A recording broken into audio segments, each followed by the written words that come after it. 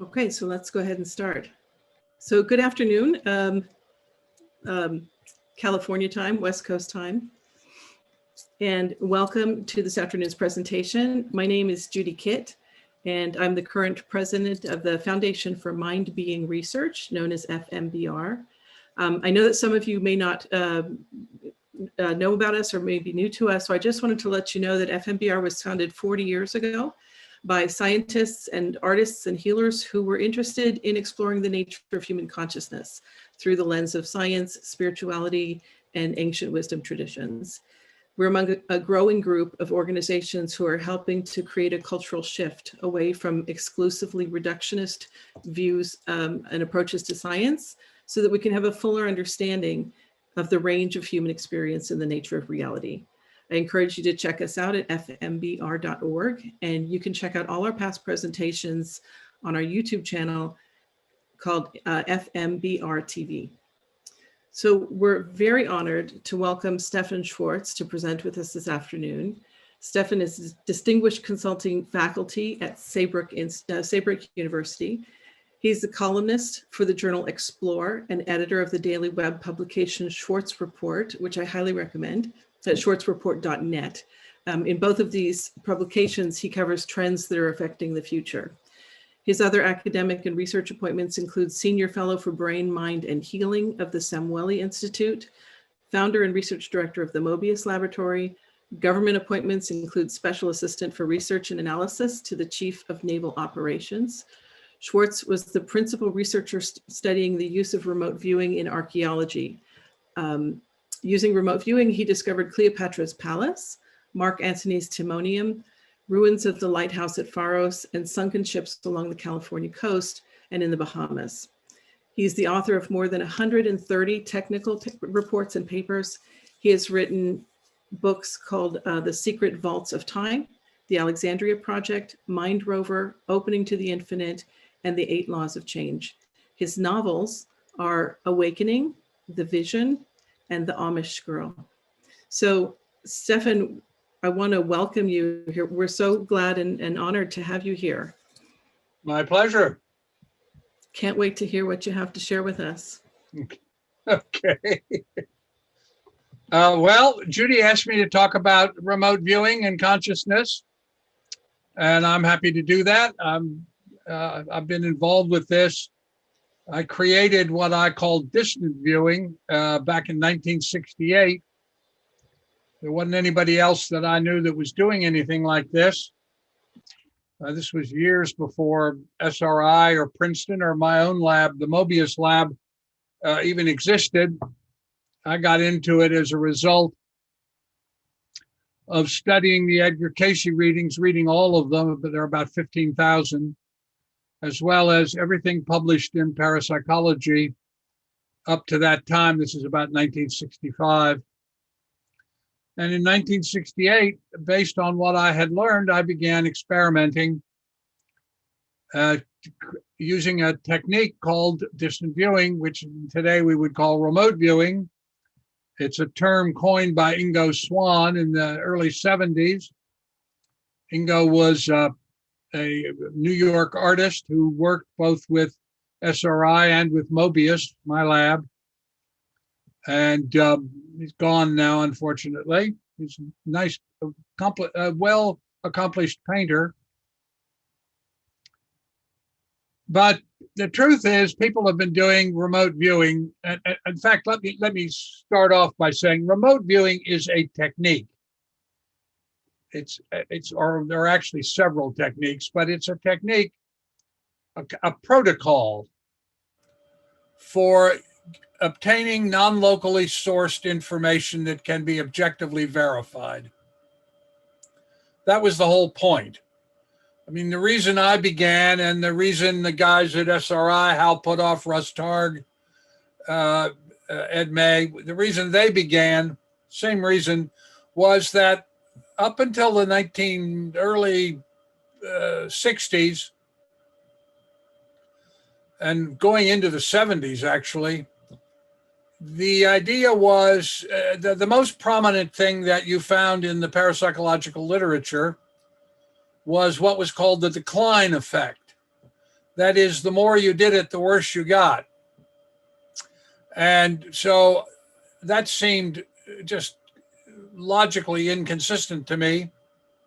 So I began to think about why that would happen, why you would get worse the more you did. And it struck me that although the early pioneers in consciousness research were pioneers genuinely, because they began to apply scientific methods to the study of consciousness, they weren't very good at understanding how it worked or how to work with it. The protocols that they were using, guessing dice or guessing Zener cards, that kind of thing, people got bored. It was boring. And the more you did it, the more bored you got. And the more bored you got, the less well you accomplished it. So people seem to do much better with free response work. And I began thinking about that and how to do it. And I started out by building a grid in my back garden using yellow ship's rope. And I mimeographed a picture of the grid that I created. There were eventually 144 squares. And I would bury 35 millimeter film cans or mason jars with things in them in one of the grids. And I would send out these mimeographs. That's how long ago it was. So, some of you probably don't even know what a mimeograph is. I would send out mimeograph sheets to people all over the world and say to them, can you please locate the thing that I've buried in this grid? And if you can locate it, can you then describe for me what it is? And I did this because in reading the Casey material, it became very clear to me that all the senses report. I mean, he would routinely say things like, yes, we have the body, and oh my goodness, it's quite a large body, it's in striped pajamas. Or, yes, we have the body, and she's in a room, and the window is open, and I can smell the jasmine, the scent of jasmine blowing into the room. So it became clear to me that all the senses report, and I began looking at other stuff that Warkolier's book, for instance, or the work with Stephan A in Poland and other people. This eventually became a book called The Secret Vaults of Time. And I could see that all the senses reported. So it seemed to me that if you were going to design an experiment, what you wanted was double blind at least. Triple blind would be even better. And that's part of why I got into archaeology. But in any case, double blind, that is, I would not know because I'd get somebody else to bury it in the grid. And the viewer that I sent the mimeograph to, they didn't know either. And yet I discovered that people could routinely do this. That is, they would locate which square in the 144 squares the thing was buried, and then they would tell me. I mean, an example, I put my wife's perfume bottle that had one of those little rubber squeezies that she used to see to get the perfume to become an aerosol. And the person drew a little picture of a perfume bottle and said, I can smell a kind of a flowery smell in this. And it was the perfume thing that, in fact, that was exactly accurate. So it was very clear to me quite quickly that all the senses reported and that people were capable of not only locating the squares, but also of describing what was in there. And I got interested. I wanted to make it even more rigorous. And I come out of an anthropological background. So at that time, there was a big argument going on in anthropology and archaeology about where to dig, because most archaeological sites were found serendipitously. You know, a farmer would be plowing his field and discover a tomb, or a road crew would be building a road and they would discover a temple. And so the big question in the literature was, well, now how do we learn how to look, where to look? And this was just when satellite surveillance, for instance, was just coming in, and the number of electronic remote sensing techniques were just coming in.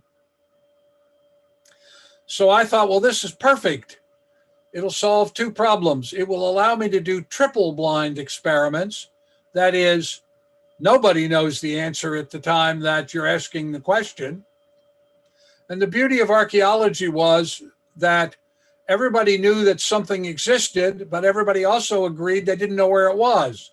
So if you could locate it and describe what was there before you even went out to find it, and all of those things turned out to be accurate, well, then you had a pure triple blind experiment in which you had an unimpeachable chronology.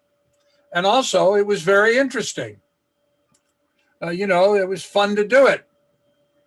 And so we began doing it. So now that became remote viewing. And then I found a ship on the seafloor off of Catalina Island. I was doing an experiment called Deep Quest, and you can actually see this experiment if you go to YouTube or you go to my personal website, StephanASchwartz.com, or go to YouTube, search on my name. You can search for Deep Quest, and you can see this, because the other thing at the time that parapsychology and consciousness researchers believed is they thought that this was probably an electromagnetic phenomena. That is, there was a sender and a signal and a receiver, like a radio transmission. And in fact, you can see this. You look at the word like telepathy, which was coined by Frederick Meyer in 1887. And he was good friends with a number of the researchers who were just beginning to do consciousness research, particularly people like Crookes, who discovered the cathode ray. And so in the 1870s, the first telegraph between India and London, and then between London and New York. And they were talking about telegraphy, telephony, the telephone was just becoming available, and telepathy. It all seemed to all fit together since they seemed very similar. And so there was a huge discussion going on. Is this an electromagnetic phenomena? And in the late 60s, the Soviet Union also was interested in this, and they asked a man named Leonid Vasiliev, who was a very good researcher, to do research to answer that question. And Vasiliev put people down into caves and into mine shafts and put them in Faraday cages at the bottom of the caves or the mine shafts and asked them to do non-local tasks. And he discovered it didn't make any difference. That is, the shielding didn't matter. And so he eventually, because he was very methodical, he eventually got it down that if it was electromagnetic, if there was a signal, a sender, or receiver, then it had to be in a part of the electromagnetic spectrum called ELF, 3 to 300 hertz. And by the time I became aware of Vasiliev, I was the special assistant to the Chief of Naval Operations. And a friend of mine was the head of the CIA.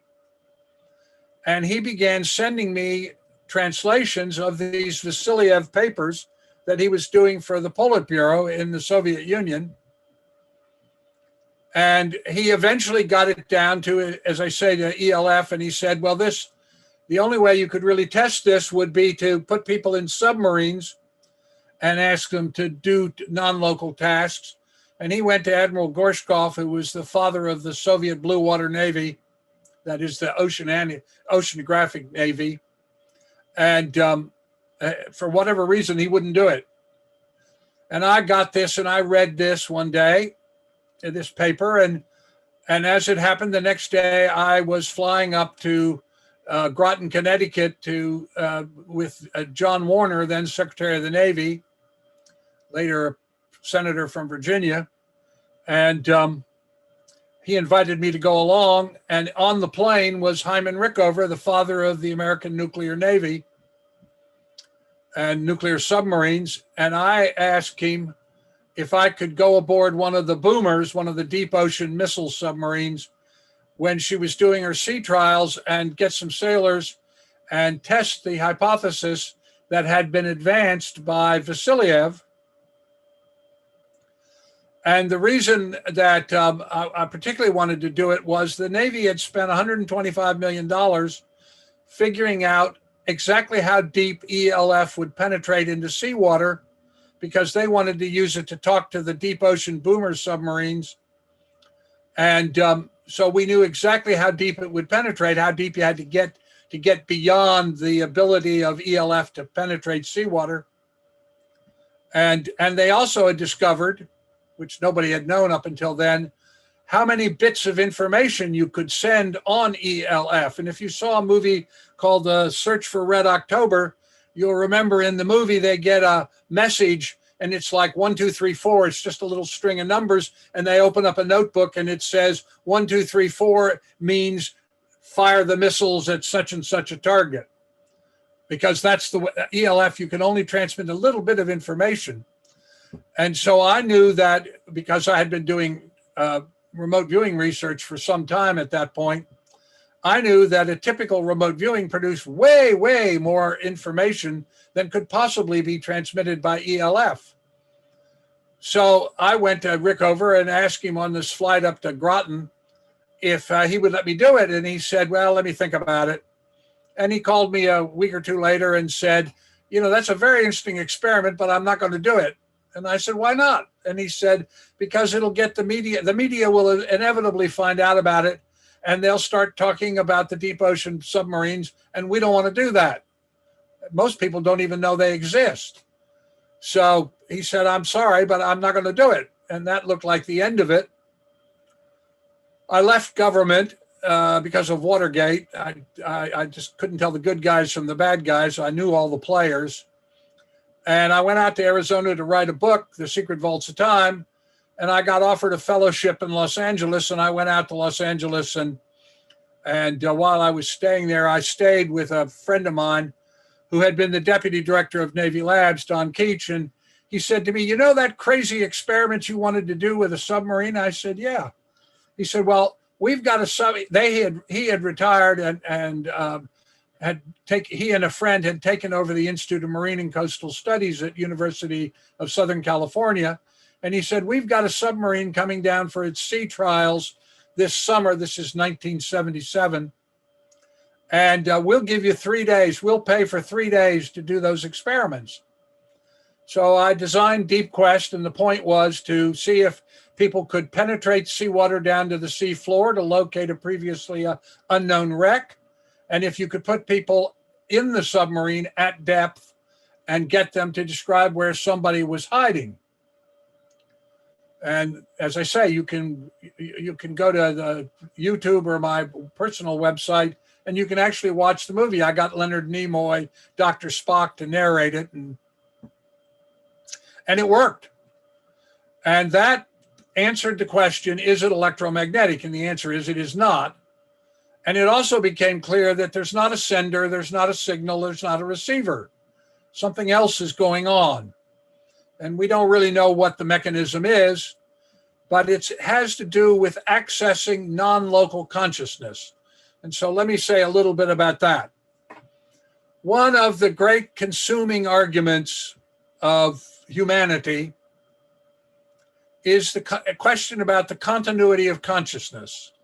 That is, does consciousness continue after physical death? Or does it exist before physical birth? And there were lots of arguments, and they were all philosophical, but not objectively verifiable. And one of the things that remote viewing shows is that what's going on is that you're opening to an aspect of consciousness. Now, if you look at near-death research, for instance, you discover that in the United States alone, about 13 million people have had a near-death experience. To give you an idea how many people that is, that's more people than than all the Jews, all the Muslims, all the Buddhists in the country. It's a large number of people, about 4.2 something percent of the population. And that has completely changed the way medicine thinks about the idea of the continuity of consciousness. This has become a huge issue in medicine and in consciousness research, not just parapsychology, but the neurosciences. And what appears to be going on, and again, I say we don't know the mechanism. However, we can learn how to manipulate our ability to access it. I think, and a growing number of scientists believe, that what we're looking at is an information phenomena. That is, the great questions, the great mystery questions are, what is consciousness and what is information?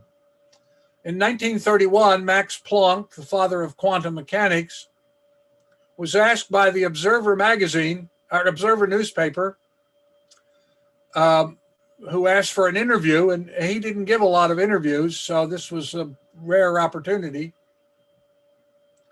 And they asked Planck, when the reporter said, well, I've got really one question, and that is, you and Einstein are the two most famous scientists in the world. What have you learned?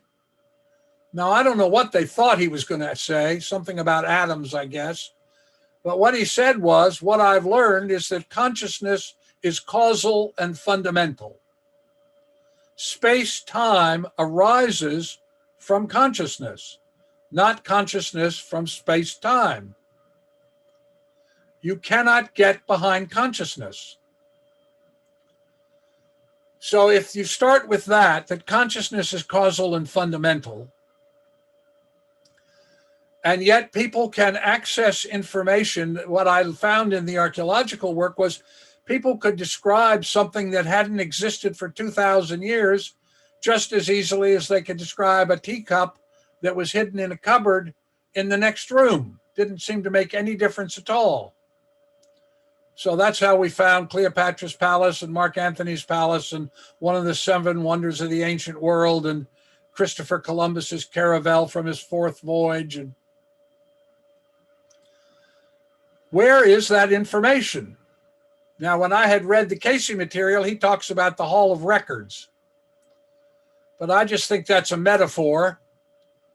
It's not a place. It's a state of informational architecture.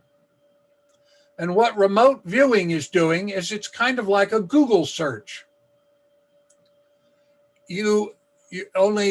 Instead of using a word, it is intention that is the critical part. And in fact, let me say here, this may be the most important thing I'm going to tell you if you're interested in remote viewing. The key to all access to non-local consciousness is the ability to attain and sustain intentioned, focused awareness. That's why meditators routinely do better than non-meditators at remote viewing. Now, it doesn't matter how you meditate. It doesn't seem to make any difference. I mean, it can be anything you like. But the reason they teach meditation in martial art dojos and Tibetan monasteries and Catholic seminaries and Jewish Kabbalistic schools is that just on a empirical, pragmatic way, over the millennia, human beings have learned that meditation gives you the access to open to non-local consciousness. So if you want to be a good meditator, or you want to be a good remote viewer,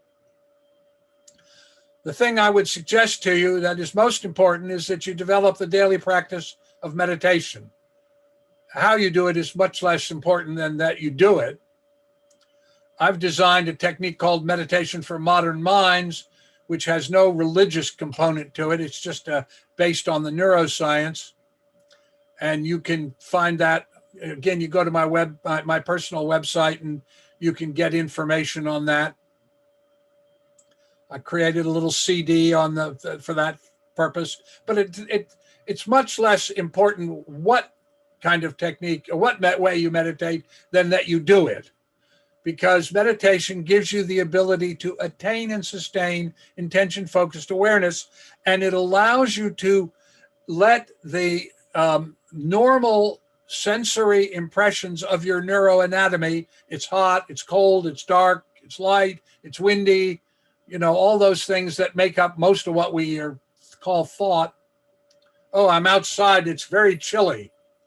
What you're really doing is reporting a sensory impression.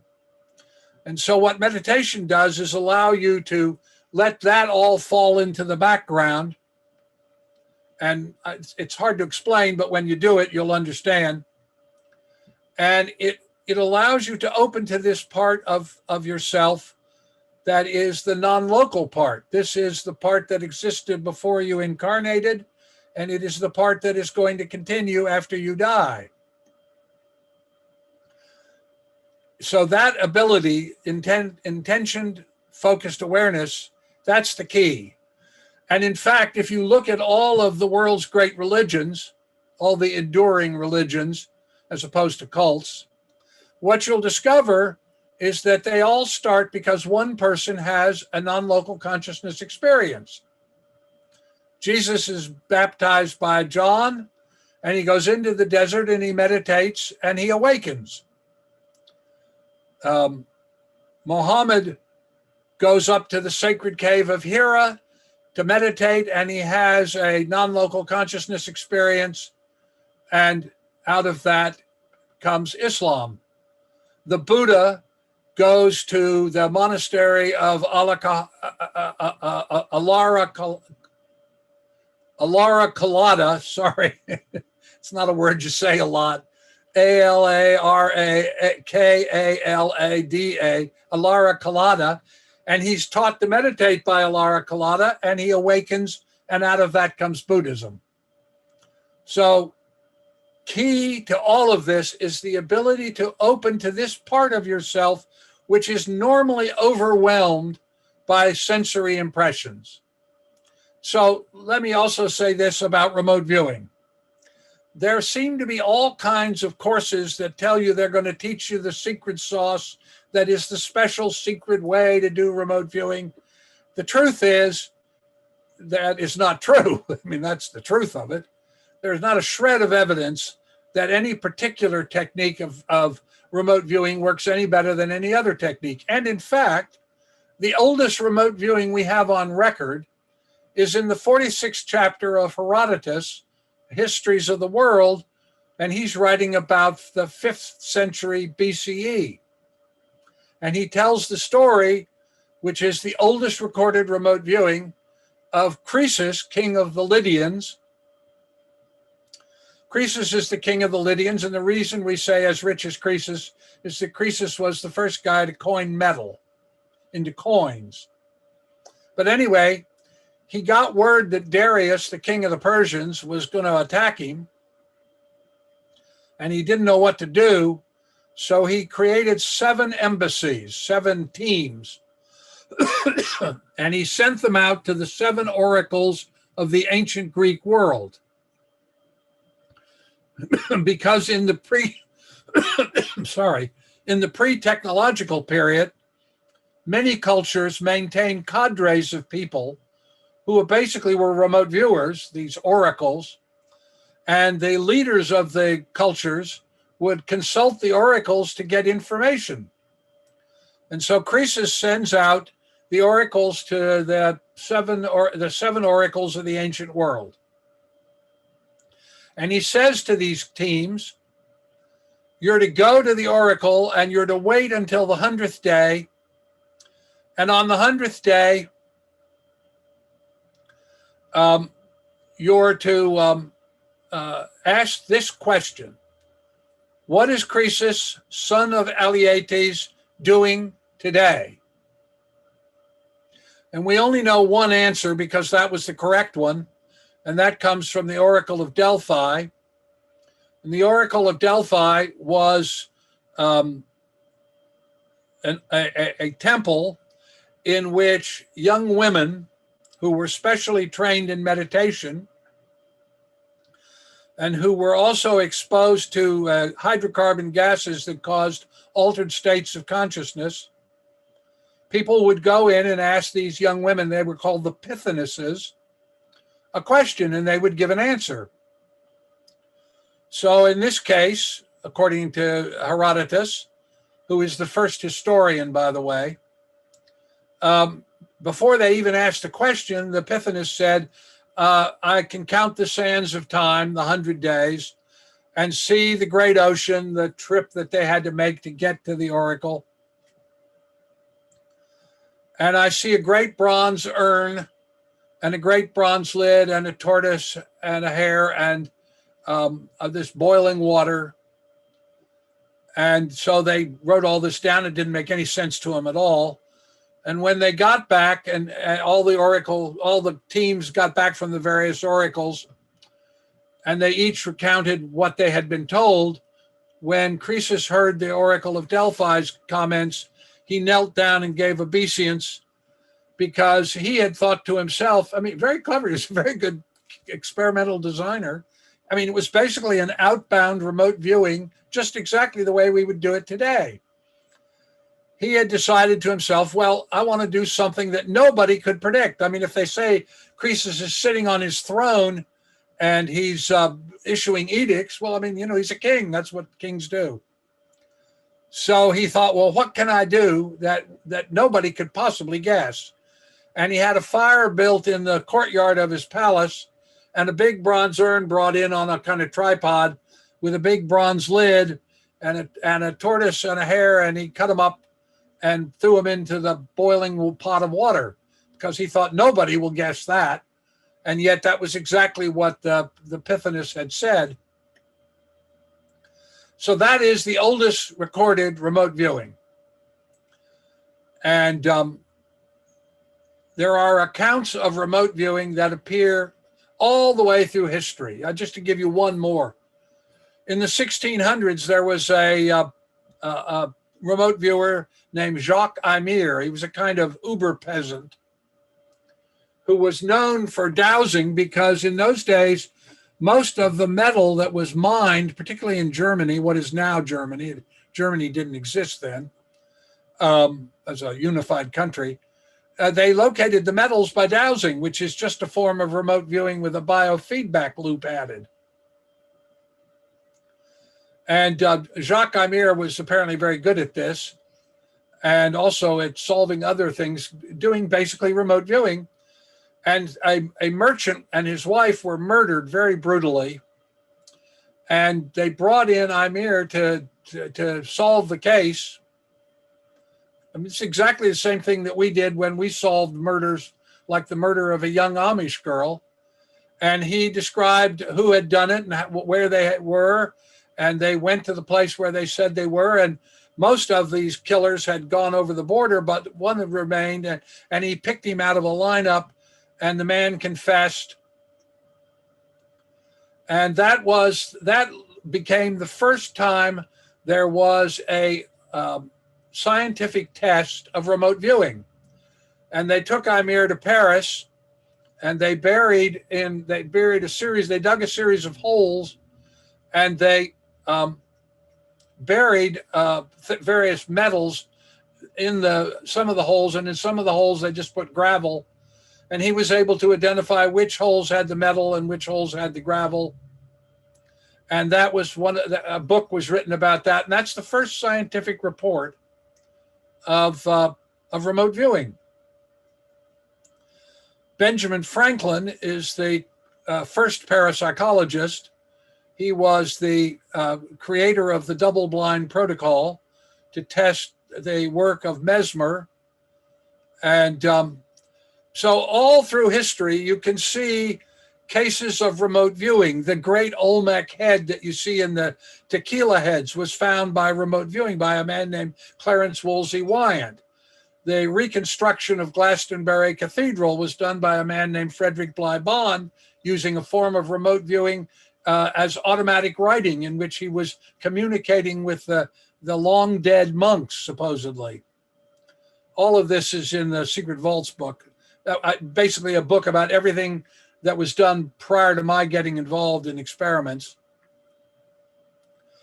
And I've been doing it ever since, and the SRI people did it for the government and used it in military intelligence.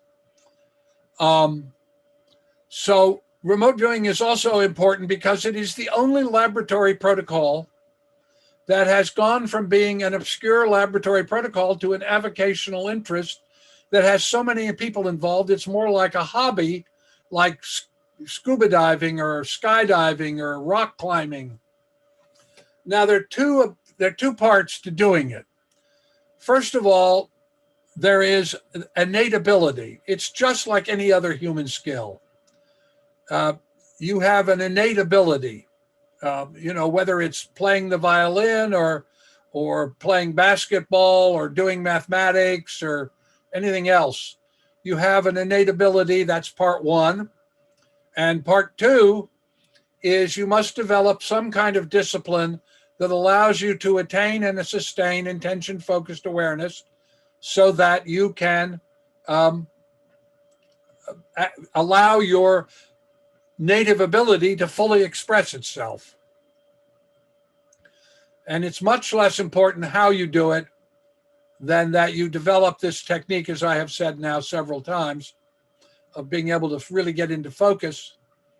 The best remote viewers I have worked with, the best remote viewers in the world, at least ever studied. And I have studied the ones that came before me. That was in that book. And they all used different kinds of techniques. George McMullen, for instance, was a parts manager at a Chrysler dealership up on Nanaimo, on Vancouver Island. Hella Hamid was a fine arts photographer who was brought in originally as a control because she didn't think she could do it. Russ Targ and she were friends. Ingo himself was a painter who had had a number of non-local consciousness experiences. Alan Vaughan was a writer who was quite gifted at this. Jack Houck was an aeronautical engineer. I mean, these were some of the best remote viewers ever studied and ever recorded, so that you have an objective a perception of what their accuracy level was.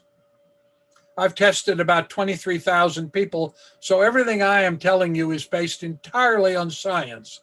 I'm not selling any particular thing. There is no secret sauce, blah, blah, blah.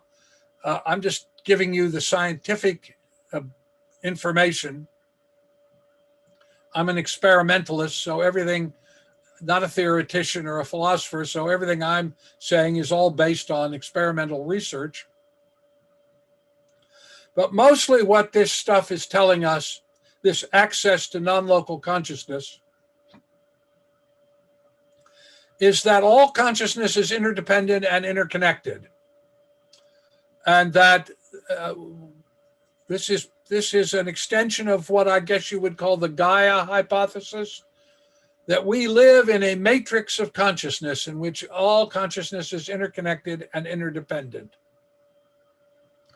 And that we can access this matrix of consciousness using a technique which allows us to get this business of focused awareness under control.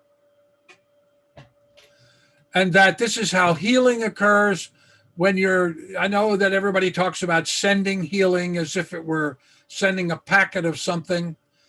It's probably much more like stimulating a person's immune response, like a placebo. Because we know from experimental evidence, for instance, an experiment done by a man named Leonard Libovici. Libovici was an epidemiologist, or is an epidemiologist in Israel, and he didn't like the idea of therapeutic intention, healing prayer, but I call it therapeutic intentions to get the religious part of it out. Not that, and I'll say a little bit more about the role of religion in this and spirituality. But in any case, Libovici really did not like the idea that the consciousness of one individual could affect the well-being of another individual.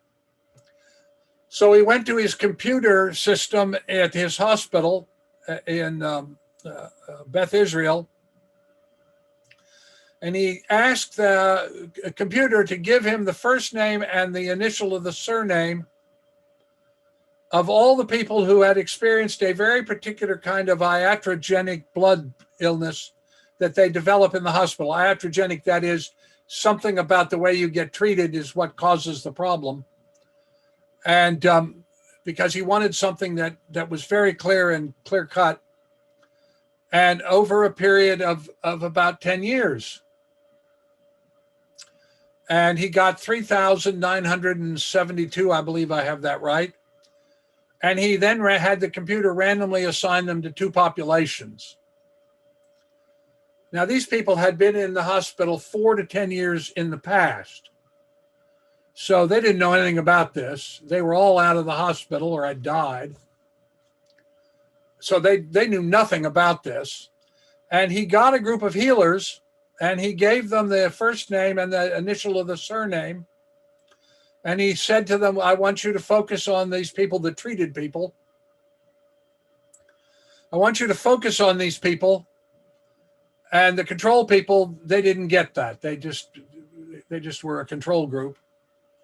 And then after it was done, they did it for 2 weeks. Now remember, they'd been out of the hospital for 4 to 10 years. After he'd been doing it for 2 weeks, he then went to the computer and he said, give me the medical records of all these people, the treateds and the controls. And what he discovered was that the treateds had very different courses of illness compared to the controls. Less intubation, less pain, less complications, shorter hospital stays.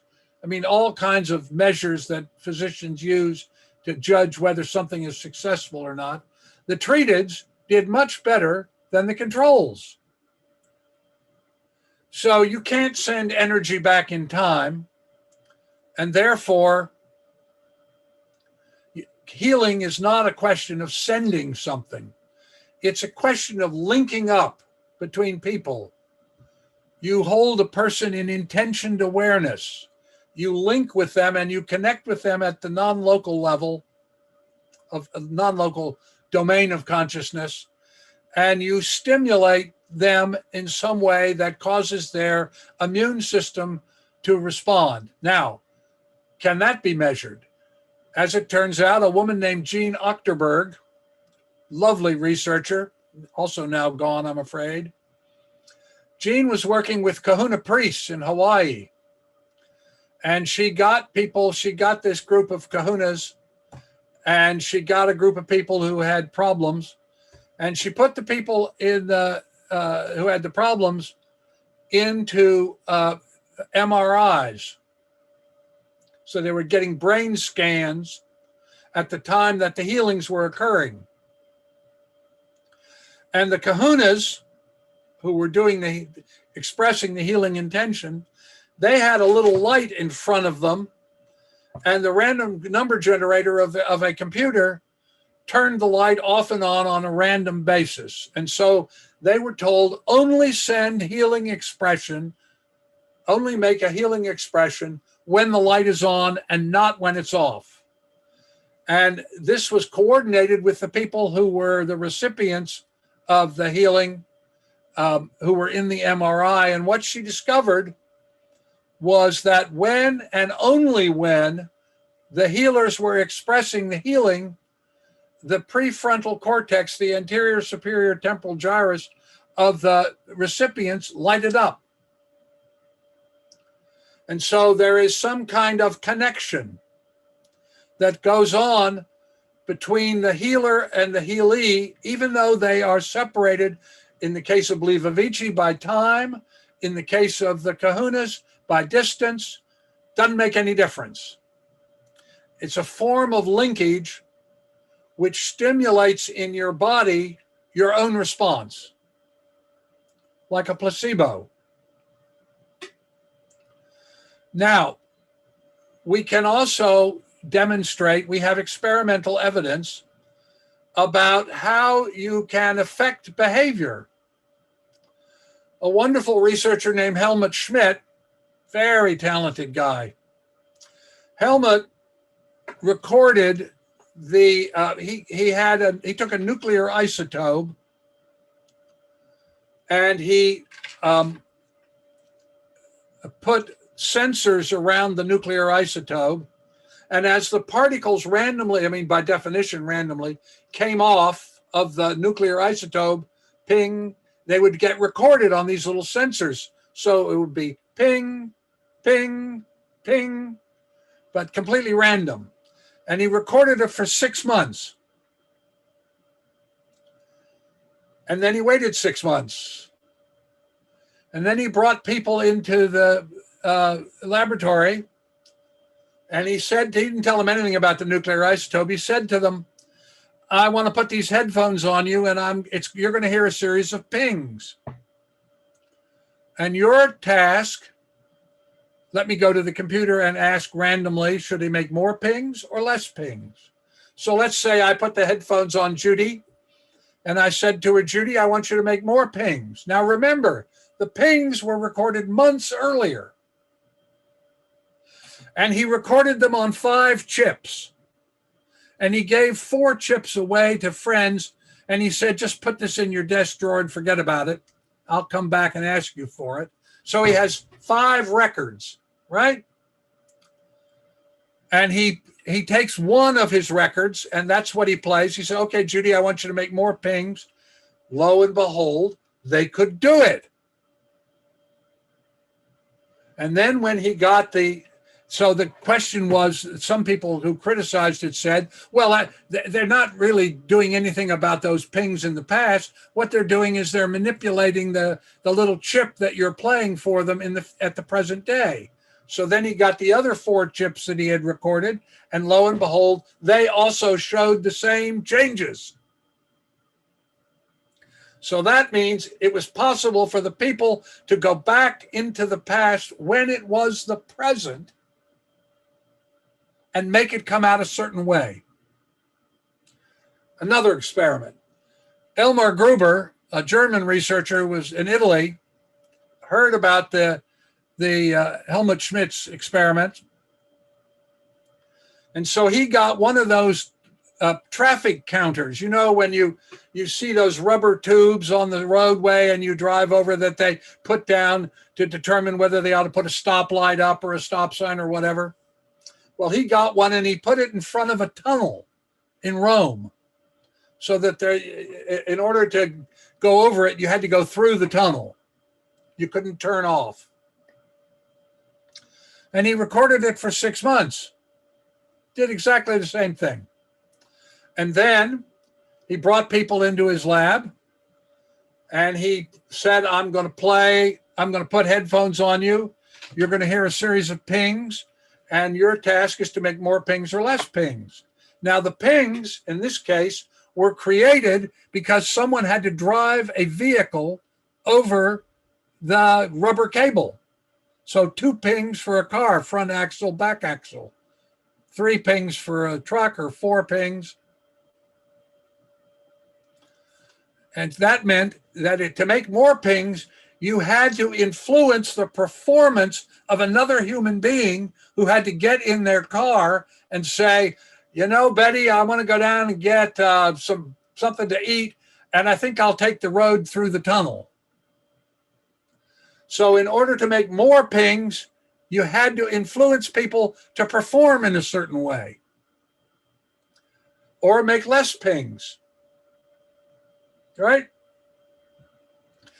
So then Schmidt asked the next question, and that is, if this information, which is what we're dealing with, information, pings, if this information interacts with any consciousness, what is that effect? And he came up, this is such creative experimental design. He got a fish tank. And on the inside of the fish tank, he put a little ribbon of little electronic wires. And when a ping occurred, a little shock was put out by the wires. Not enough to be harmful, but enough to get your attention. And he put a goldfish into the fish tank with all the food and everything it needed. And he put it in a closet and sealed the closet. And he put in a video camera in the closet, which just all ran without anybody getting involved. So it's, again, triple blind. And he played the chips that he had recorded for the fish. And then he asked people to come into the lab and to try to make more pings or less pings. And what do you think happened? They couldn't do it. Because when any consciousness in the matrix of consciousness interacts with the information, it collapses the vector, and then it can't be. You cannot change the past, but you can go back into the past when it was the present, as long as nobody knows, and manipulate the way it comes out. So remote viewing is one version, one part of this. I think of it, and I call it non-local perception. That is the acquisition of information that is obtained from the non-local architectural matrix of information. What Helmut and Libovici and Schmitz were doing, I would call non-local perturbation. That is it possible for the consciousness of an individual to affect physical reality in an objectively measurable way? Now, and there's lots of other experiments. I mean, I just have a limited amount of time, but I'm just illustrating these points. So when you think about remote viewing, what you really should think about is that you are opening to an aspect of yourself which is innate in your being a human being. And that you allow yourself, you train yourself to suppress the constant flood of sensorial impressions which constitute most thought. And that allows what in religions they call the still small voice to emerge. Now, if you think about it, most religions, the enduring ones, as I said earlier, all begin because a single individual has a non-local consciousness experience. And they say whatever it is they say. And if they're charismatic enough, they get accepted as a prophet as opposed to just a crank. Because you have to have social acceptance. And people write down what you say, and that becomes the dogma and the scriptures of whatever your religion is. But underneath all of that, there's a whole other dynamic that is going on that has been developed because anthropologically, empirically, human beings figured this out, not as a scientific experiment, but because by observation, they learned that if you do certain things seem to happen. So what am I saying here? First of all, you establish a place, a physical place, where you gather if in a religion. It's a church, a synagogue, a temple, oak grove of the Etruscans, it doesn't matter. It's the place. You meet at an appointed time regularly. You have a statement of common intention which causes linkages of consciousness. You know, if you're a Christian, it's the Nicene Creed.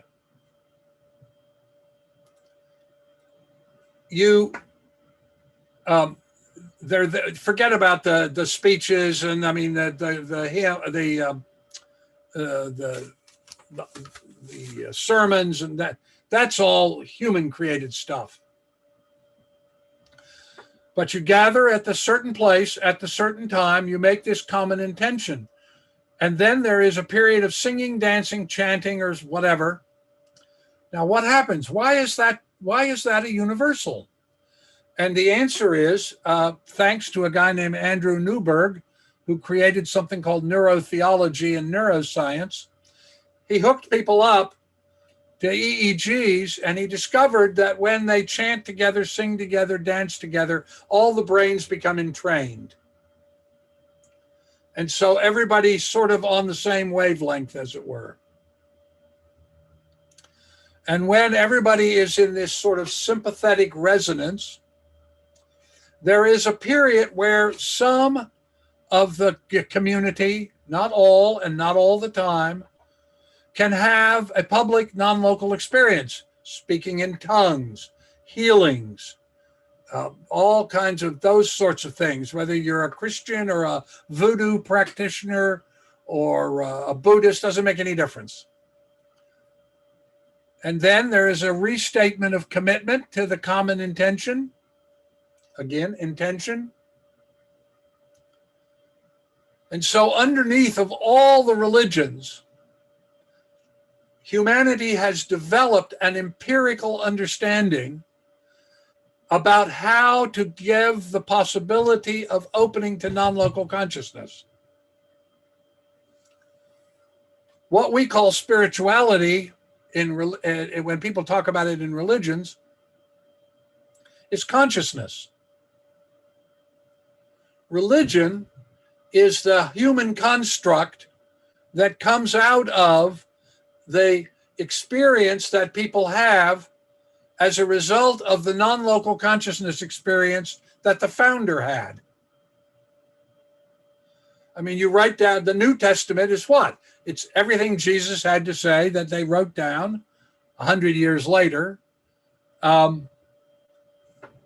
a guide to opening to the spiritual, the consciousness part of your life.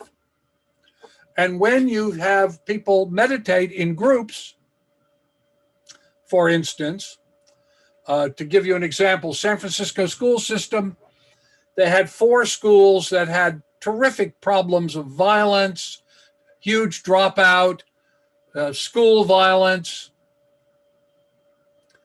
And they were smart enough, somebody was smart enough, to create a meditation program.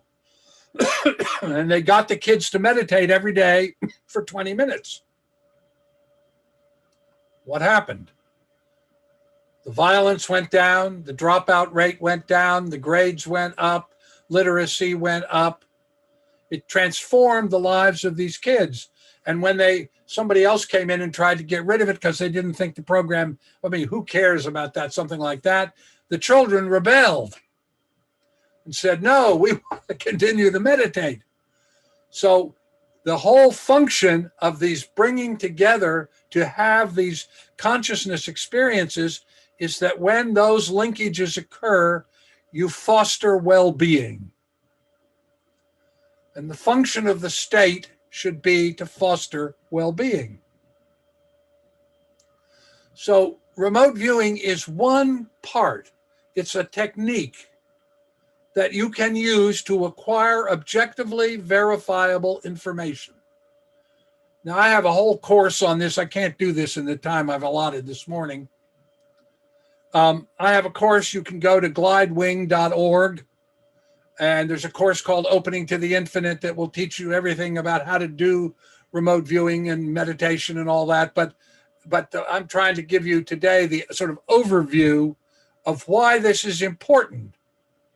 Because this business of opening to the non-local aspect of our consciousness and recognizing that we are linked together in a great matrix of consciousness, not just the humans, but every being on the earth.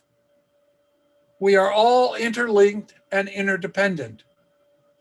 And I think this is of critical importance because the only way we're going to properly deal with climate change and to survive as a civilization without huge destructive things occurring is by recognizing the interdependence and interconnectivity of all life, and that we must individually work to foster well-being. And we can do this, and this is the most important thing I'm going to tell you today. Every day you make hundreds of little choices. You choose the cat food you buy, you choose the toothpaste you buy, you choose the towels you buy, the whatever. Most of it is done without any particular thought. You buy the toothpaste you buy because that's the toothpaste your mother bought when you were a little person, or you buy the particular cat food that your roommate in college bought, or whatever. You don't really think about that. But every single one of these is a choice. I call them quotidian choices. It's a word I picked because it's not a normal word that people hear. It means mundane, ordinary, trivial. We all make these little bitty choices and we don't give them much thought. If you ask most people, oh, I don't have any power, I don't have any, I'm not a rich person, I don't own corporations, I don't have political power, I'm just an ordinary guy or a woman, and what can I do? Well, I can tell you that there is no, and I can prove this to you historically, there is no power on earth more potent than the collective intention of a large group of people. And the way we're going to get through what is coming, and it is coming very quickly, and it is going to be worse than anybody is predicting. I call it Schwartz's law about climate change. Whatever is predicted will actually be worse, and it will happen sooner than predicted. And the only way we're going to get through this is by recognizing that we live in this matrix, and that we must nurture the matrix and foster well-being in every instance. And if we do that as individuals, we will survive and prosper. And if not us, then when? And who? And if not now, why not now? Okay, that's it. Thank you all. So can you talk a little bit about the 2050 project and how that came about and what you're looking at? Sure. How the questions are formatted? Oh, well, this is going to take another hour, Judy. One of the, I can only get so far into this. I'm looking at my time. I'm trying to be sensitive to that. So in 1978, I had left government. I had been part of the national security community when I had been in government, and I thought we were going to have a nuclear war. And most people like me thought we were going to have a nuclear war. And in fact, were it not for two Soviet colonels who wouldn't push the button, we would have had a nuclear war. Very few people realize, in fact, almost nobody realized that two Soviet officers who were in charge of firing missiles did not fire them when they were ordered to do so because they didn't believe that America would actually attack the Soviet Union. And by the time they got it all sorted out, it turned out there was a problem in the radar systems and that there was no attack, and we avoided nuclear holocaust. And I knew this, and I came away thinking, well, it's only a matter of time. And if you remember back, if you're old enough to remember back to movies like On the Beach or The Day After Tomorrow and all that. So I thought, well, I'm going to see how long this is going to last. And I will start asking remote viewers to look at the year 2050. Now, you can't go too far into the future, because if you go too far, you can't understand what they're saying. For instance, if in the mid-19th century, I had asked to describe the 1950s, 100 years later, and everybody said, well, they've got this little thing that looks like a picture that sits on a table, and you can watch people do things all over the world. What kind of sense would you have made of that? So you can't go too far into the future. And there's a very specific case, but I can't get into that. Anyhow, so I began asking people to remote view the same day that they did their session, only in the year 2050. And out of that came a whole series of predictions. As I said, I thought we were going to have a nuclear war, and yet the remote viewers told me that the Soviet Union had disappeared. Now, in 1978, there was not a single person in the geopolitical community that would have told you that the Soviet Union was going to disappear. I mean, I didn't understand it. They said, well, I would say, well, what's happening in the Soviet Union? And they would say, well, it doesn't exist. What do you mean? Martians came down and took it away? I mean, it just didn't make any sense. And yet, of course, in 1991, the Soviet Union disappeared. I asked them about healthcare, and they said, well, there's going to be a growing number of epidemics, pandemics. I said, oh, yes? Well, what's the first one? And they said, well, the first one will be a blood disease that crosses over from primates in Africa and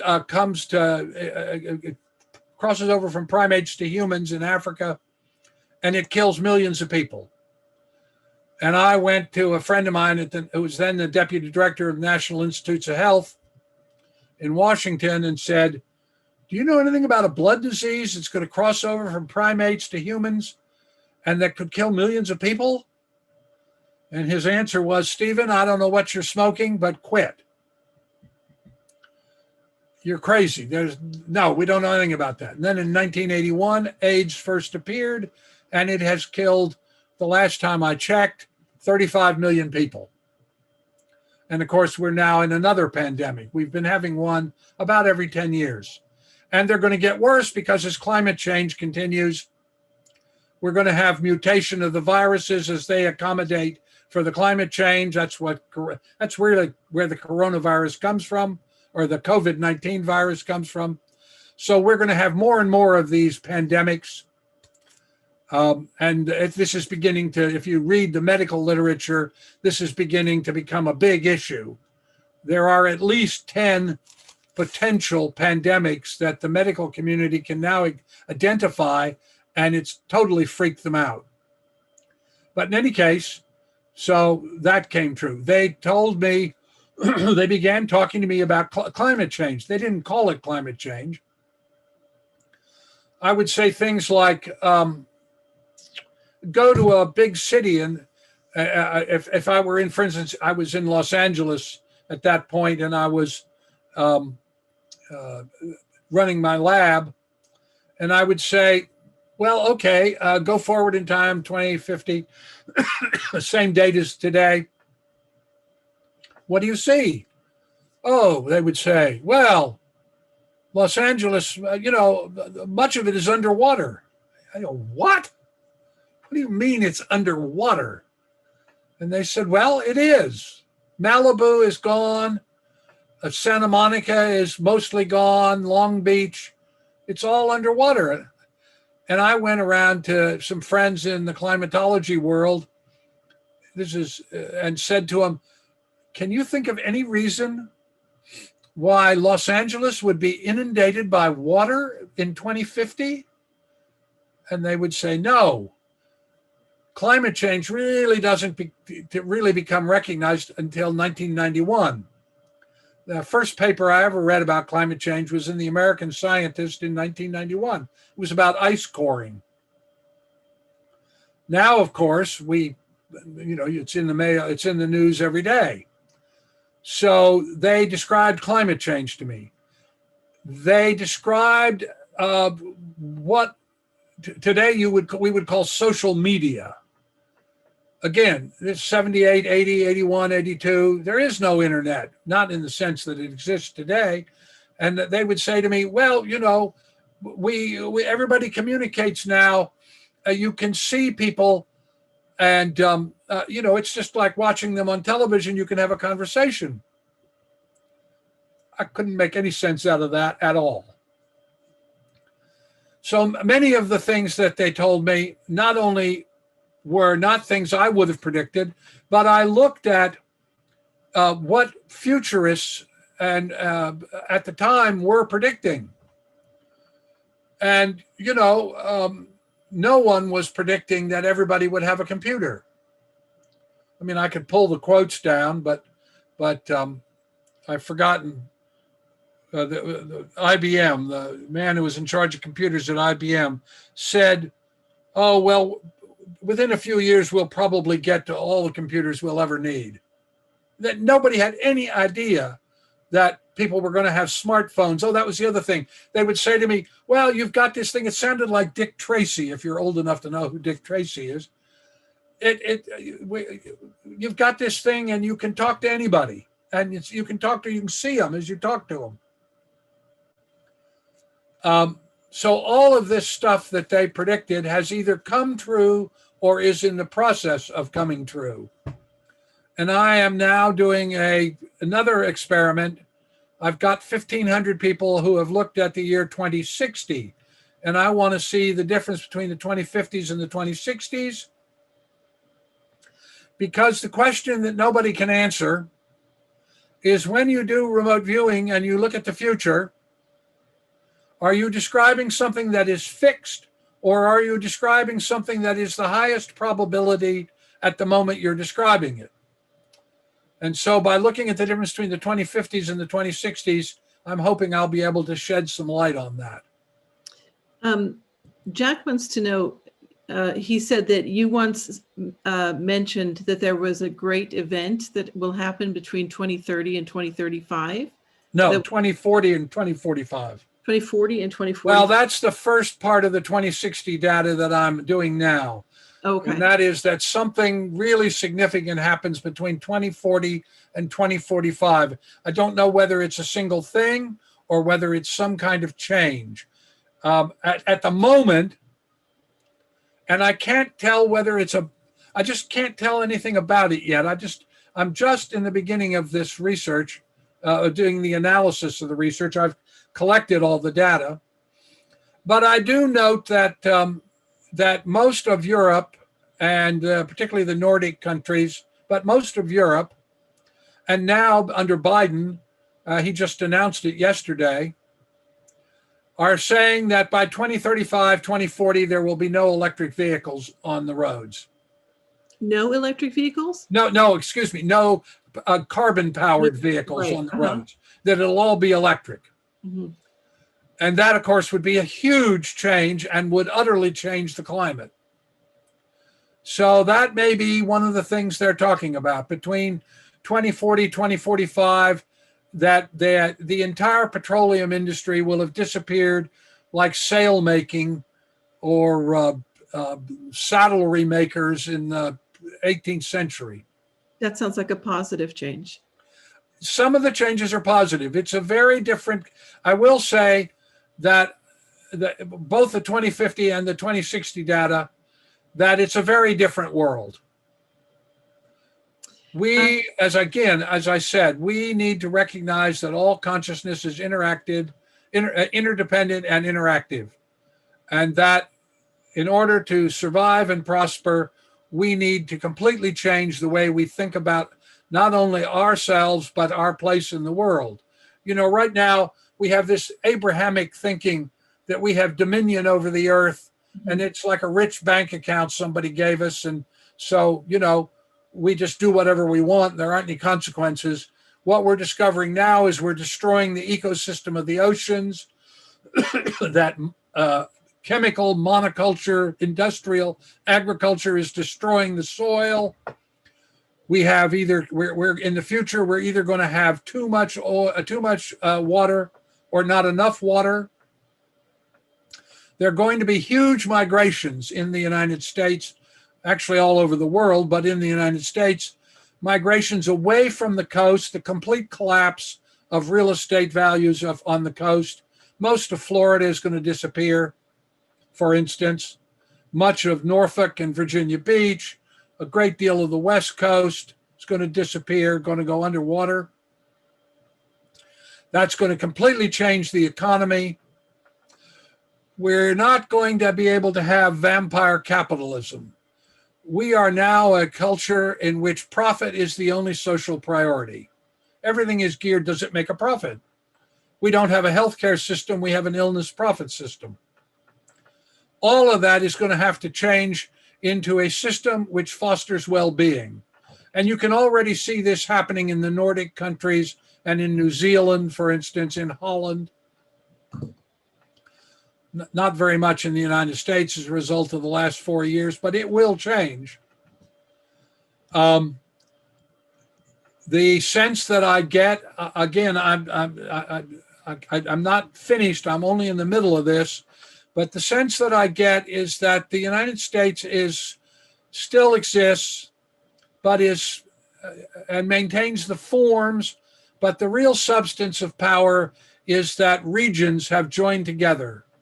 The West Coast, for instance, California, Oregon, and Washington have joined together because they have one view and other states. And you can see this in the red state, blue state. I just wrote a paper.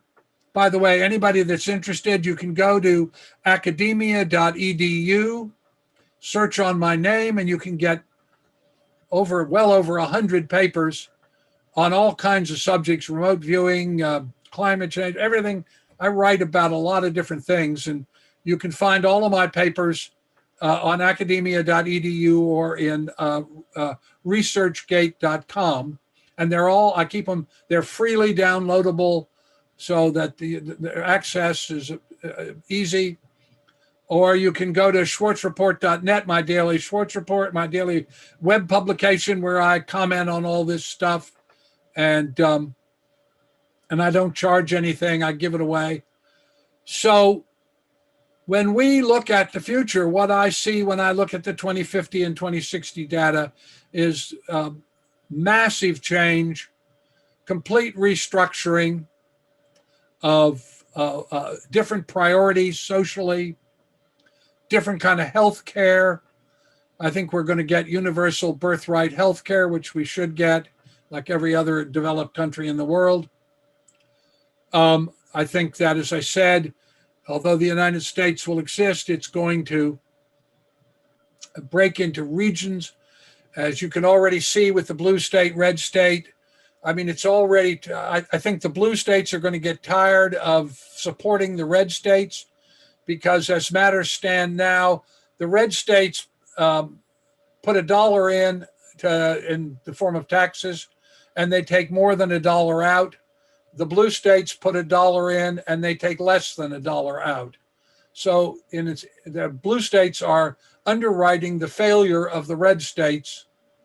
And you can look at this pandemic and see the way the various states have chosen to deal with the pandemic. And it's very clear that the red states have done much worse than the blue states. So I think this is going to become, that's not a political statement, by the way, a partisan statement. That's just a fact.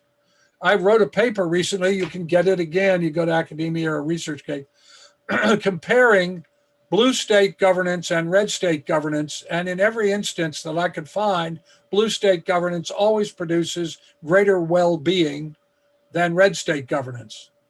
And so it's going to depend on how people choose. I mean, that's the thing about a democracy is you get the kind of country that you vote for. So it's going to be, I can't determine yet exactly what's going to happen to democracy in America. But that's one of the things that I'm looking for. And I will let you know. I just don't know yet. So Jack wants to know if any of the data from these projects, the 2050 project and 2060 project, will ever be available on your website? Oh, yes. It's all going to get published as a series of papers and probably a book, to be honest. Right. I'm in the middle of it. You know, I mean, we're talking about, well, my current estimate is it's about 15,000 pages of documents. Wow. So just going through that and breaking it down so that you can find out where the consensus is, it's just a piece of work. Right. Well, I have a question here about, have you used remote viewing to gain information about present extraterrestrial presence from now and or the future? I have never done a remote viewing experiment about extraterrestrials. However, I wrote a novel called Awakening, which has everything that I know about extraterrestrials, or that everything that's in the science. And the reason that I haven't done a remote viewing about extraterrestrials is that I can't test it. I'm an experimentalist. I want to know, can I objectively verify the accuracy of this data? And I don't have any way to do that. But it is a subject that I have followed going all the way back to Donald Kehoe, if you remember who that is. And so I had all this stuff, and people kept writing me and saying, well, what do you know about extraterrestrials? So I wrote a book called Awakening. It's a novel, but it's got everything that I know about extraterrestrials in this novel. I think I heard you say once that everything you can verify, you put in a nonfiction book, and everything you suspect to be true but can't verify, you put into a novel. That is correct. And I think in the Amish Girl, you talk about remote viewing in Oh, that's actually a true story. Oh, the solving the crime. Oh, yeah. Well, we've solved a bunch of crimes. That's actually a true story. The Amish Girl, which is my last novel, I haven't been able to write another one because I've been doing all this 2050, 2060 stuff. But the Amish Girl is the story of how we found the killer of a young 14-year-old Amish girl who was killed. And we located the murderer and got him to confess. Wow. And I wrote it up as a novel because I wanted to protect the anonymity of the family. Mm. That's a true story. Okay. I have a question here saying, is it possible to change either the personal or historical past via non-local matrix? No, you can't. You cannot change the past. You can go back to the past when it was the present and make it come out a different way, but you can't know how it comes out at the time that you do it. That was what Schmitz discovered. Okay, so you can't dictate. No. Okay. But if you don't know what the outcome is, or if no one knows what the outcome is, see, if anybody knows what the outcome is, you can't reprogram the past. Okay. Here's a question. Do you have a comment on 2026, a significant shift in consciousness as proposed by the Casey Group, a book by I'm guessing Roger Nelson, on people who see changes in the future? Oh, well, Roger Nelson, I'm glad you brought that up. Roger Nelson's... She just said Nelson. I assume that was Roger Nelson. In the question, she just said Nelson. I assume that's Roger Nelson, Roberta. Did he write a book about 2026? No. Okay. But Roger Nelson, I'm glad to bring him up. I should have brought him up earlier. Roger Nelson, who is a very good researcher, was the lab manager at the Princeton Engineering Anomalies Research Group. Roger looked at the individual studies of what people could do about changing random number generator performance, and he asked the intelligent question: is it possible that when a group of people hold a collective intention, that it would cause a perturbation in reality itself? Hold on a minute. Let me mute this and get rid of this. Hold on just 1 second.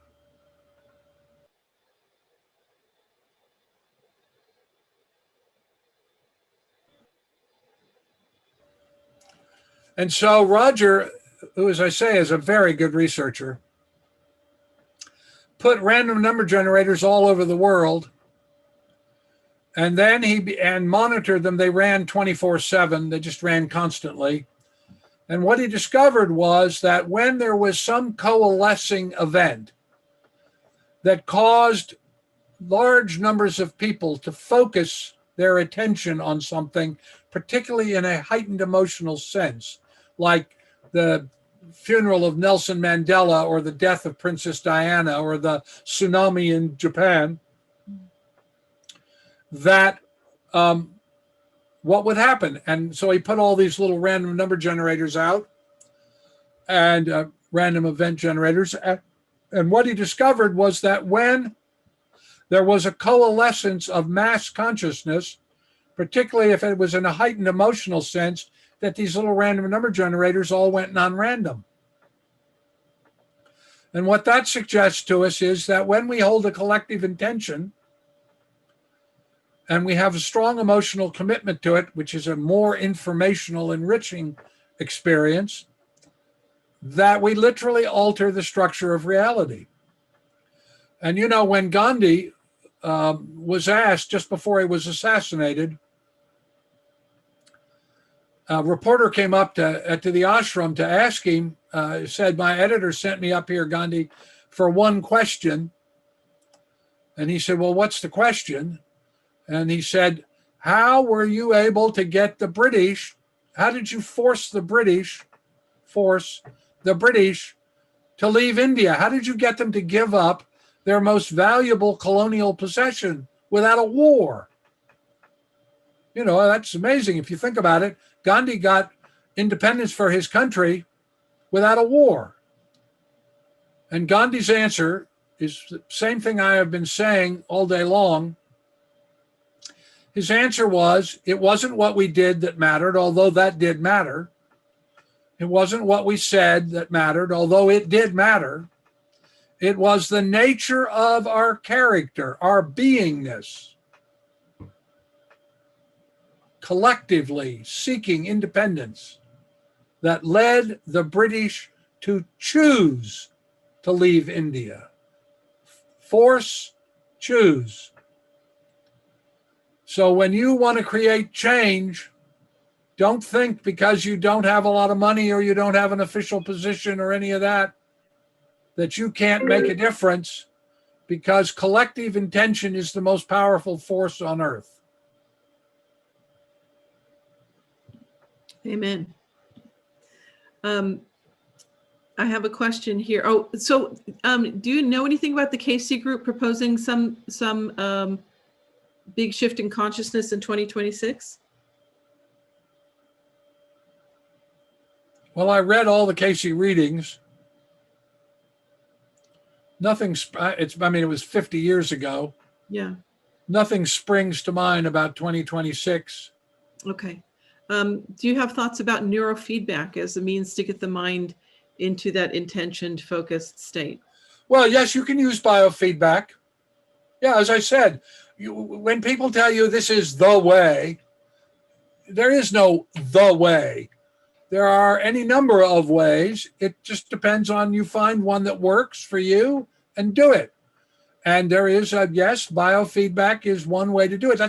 Dowsing is basically a biofeedback remote viewing. That is, you're going around and you're allowing your musculature to have this reaction, which causes the pendulum or the little stick or whatever it is to move. It's just a biofeedback technique. So there are any numbers of ways to do this. The most important thing is that you do it 20 minutes a day, every day. Could Nostradamus have been a remote viewer? Yes, not could have, was. He was. Could you speak more about group-focused intentionality as a way for groups to shape a more sustainable and even regenerative future? Sure. Locally, bioregionally, nationally, and globally. Okay, absolutely. We know from research, again, I'm a fact guy. Van Rensselaer Polytech did a great deal of research to find out how many people does it take. And the answer that they came up with and published was when 10% of any cohort, whether it's a school committee, a church group, a community group, or a nation, changes its consciousness, the whole community has to accommodate for that change. And we have actual examples of this. Examples. When I was a boy and you went over to somebody's house, on the coffee table, there was an ashtray and a pack of cigarettes and one of those lighters that your mother told you not to fool with. You don't see that anymore. Why is that? Nobody passed a law that said you can't have an ashtray and a pack of cigarettes and a Ronson lighter on your table, but you never see it. Why? Because people made a collective decision. I'll give you another one. If you go and do a search on Google word search, you know, Google keeps track of the words that people use to search for things. What you discover is that about 3 years ago, maybe getting on to 3.5, gay became LGBT and then LGBTQ. And that's not just a change in words, that's also a change in conception of gender and sexuality. Now, again, the president didn't go on television and say, from now on, we're going to say LGBTQ instead of gay. It was just that a number of people decided, well, let's be fair about this. Let's be decent about it.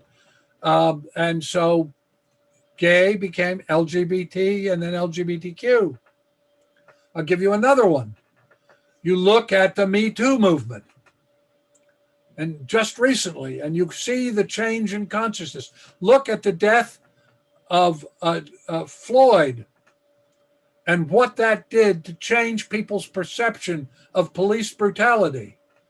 That one little 8-minute tape that 17-year-old girl made changed the whole nature of consciousness in this country. The great struggle that we're going on in the United States right now, the white supremacy struggle, is that we are becoming a majority minority country. That's going to happen. Like it or not, that's happening. Mm-hmm. You just look at the birth rates and it's very clear we're going to be a majority minority country. And for a lot of people, that is very scary. They lose their get out of jail card. The white privilege card, this guy that was just arrested who had his white privilege card. Mm-hmm. Because what has happened? Because there has been a change in consciousness. Look at the environmental movement. I mean, in the 1950s and 60s, 50s, 40s, nobody thought about the environmental movement. Well, not nobody, but it was not a force in politics. It was not a force in the social culture. And yet today, and you can look at it by age group, you can see that the younger you are, the much more you are involved with environmental awareness, because kids are thinking about this, having precognitive awareness of what's coming, and are motivated about it in a way that their grandparents are not. Right. It's a change in consciousness.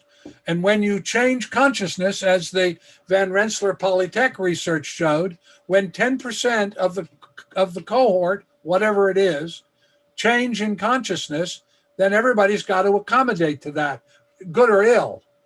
I mean, in the case of white supremacy, what's happening is that they're pushing back. We want to go back. We want to go back to white privilege. We want to go back to white dominance. And the same thing is going on in genders. You know, we have a Asian Black vice president. And you've got all kinds of people, these uppity women, what do they think they are, blah, blah, blah. And it's not, by the way, just the men who are stuck in this male dominance thing. There are a large number of women who are okay about that. And there is a struggle going on in the country right now about things like male dominance.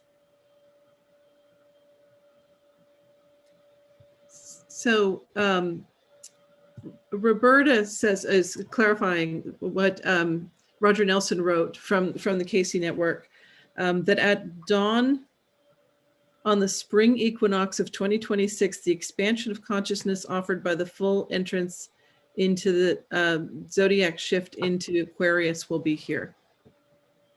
That's not Roger Nelson. Okay.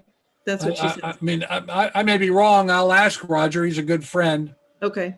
But I don't think that's Roger Nelson, because Roger, that's not the kind of thing he writes, I don't think. So, yeah.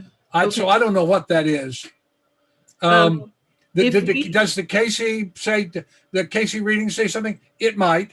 I just, as I said, I read all those readings from start to finish. I read them in order back in 1965 to 1969, but I haven't read them since in that kind of detail. So, I just don't remember everything.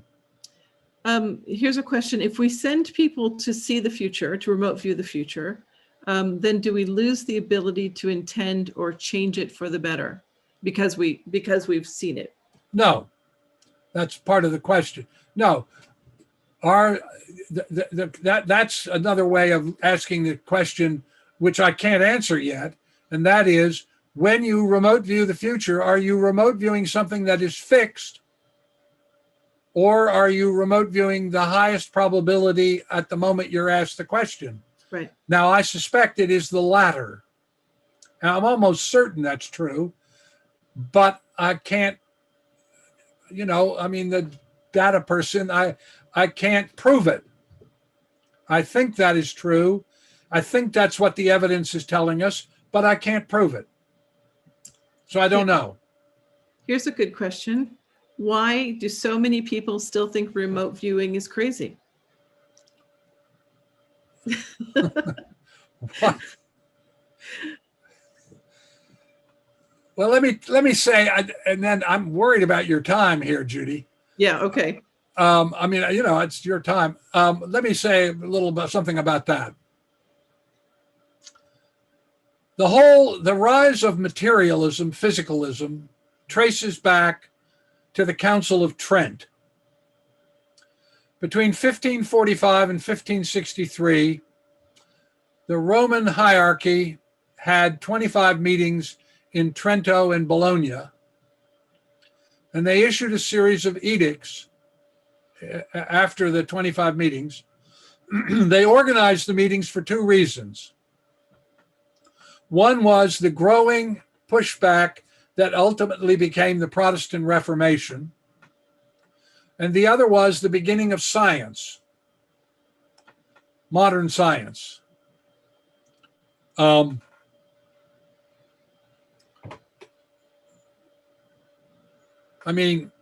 For instance, Descartes is 1596 to 1650. So between 1545 and 1563, modern science was beginning to form, and it freaked the church out because it threatened, or at least they thought, that it threatened their power.